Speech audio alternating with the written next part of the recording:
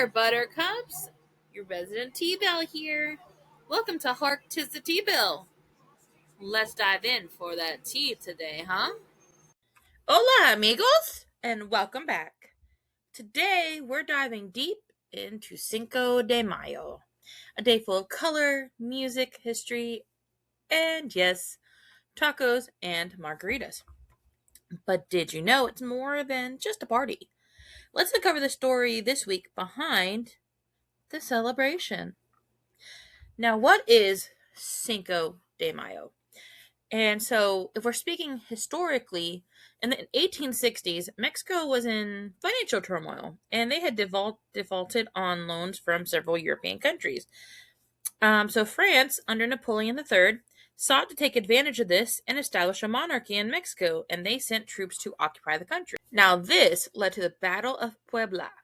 On May 5th, in 1862, a smaller and poorly equipped Mexican army, led by General Ignacio Zaragoza, faced a larger and better armed French force.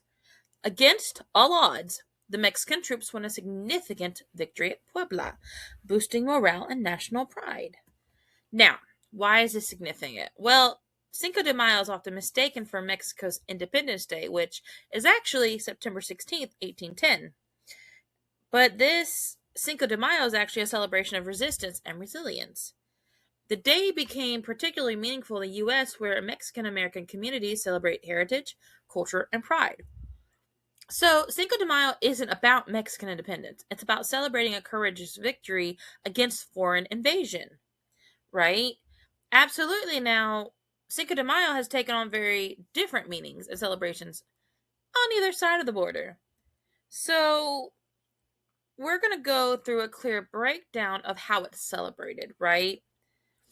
So let's look at Mexico.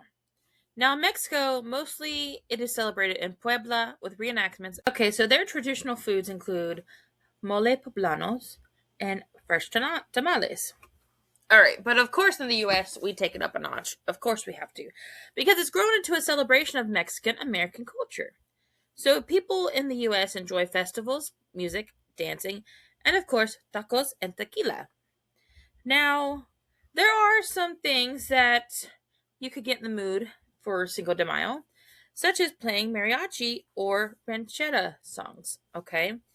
Now, mariachi music and folk dances are used to celebrate, and they can include live bands, traditional dances, and colorful costumes.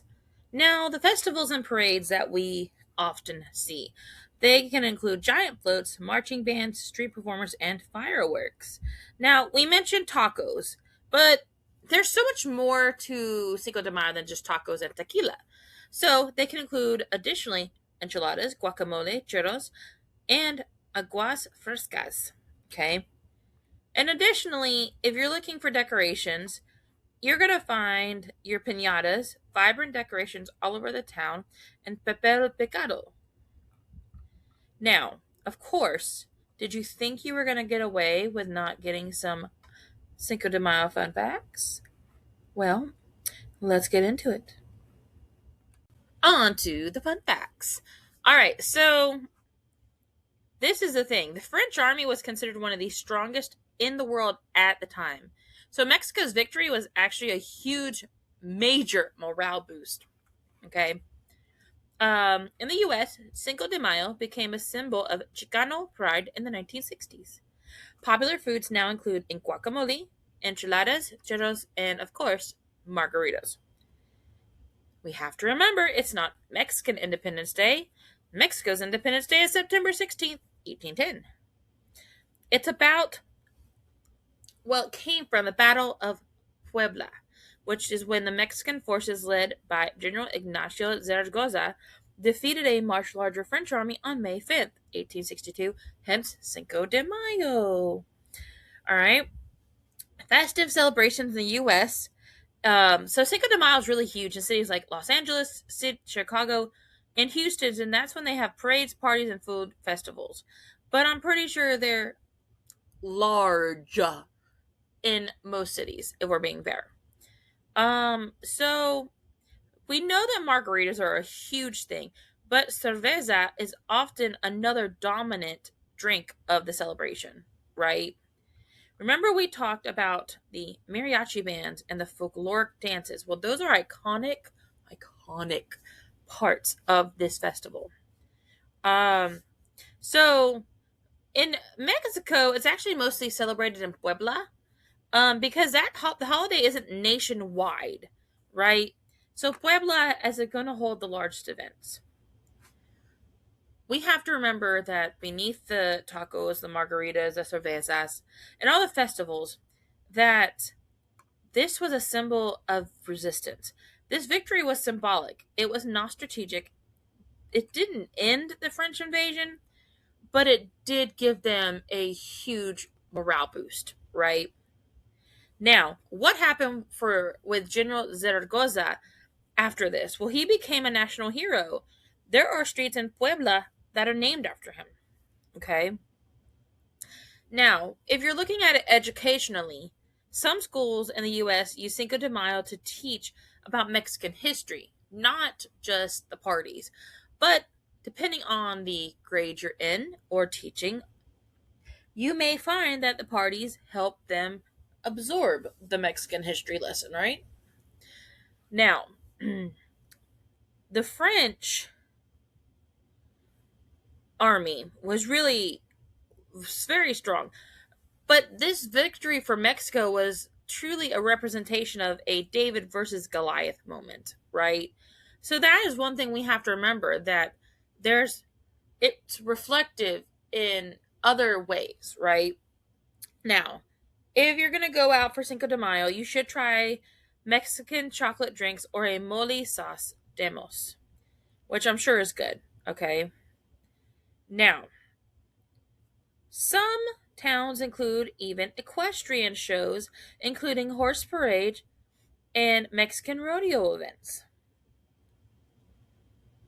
Now, one thing that we will know that in the US, Cinco de Mayo has become a party holiday. And that leads us to think of sombreros, piñatas, and, well, tequila tastings. But now we have to figure out, how do we celebrate respectfully, right? Well, several ways. One, we can support local Mexican restaurants and artisans. Look, we have to learn about Mexican history and culture, not just the party side of it all. Right? Now, instead of just partying, you could host a themed movie night with films from Mexican cinema and documentaries about Puebla's history. And we need to try and focus on cultural appreciation. Don't just party. Although partying is fun, maybe in the day focus on that cultural appreciation.